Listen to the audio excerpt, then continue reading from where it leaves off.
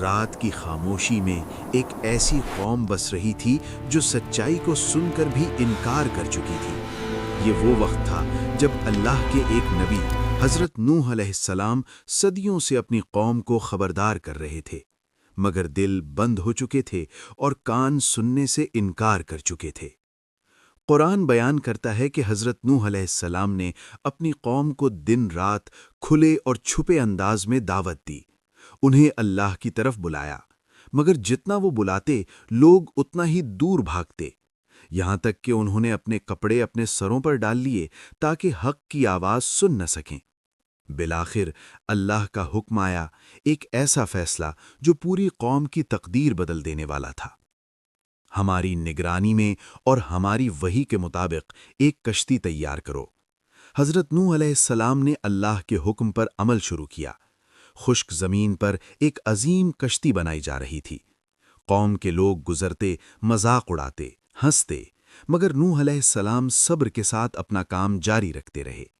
پھر وہ لمحہ آیا جس کا وعدہ کیا گیا تھا۔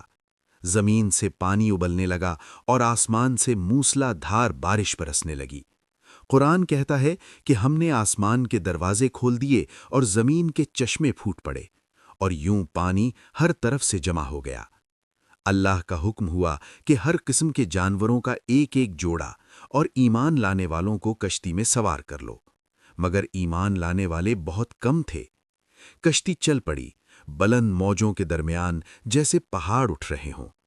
اسی دوران حضرت نوح علیہ السلام نے اپنے بیٹے کو پکارا کہ ہمارے ساتھ سوار ہو جاؤ، مگر اس نے انکار کیا اور کہا کہ وہ کسی پہاڑ پر پناہ لے لے گا۔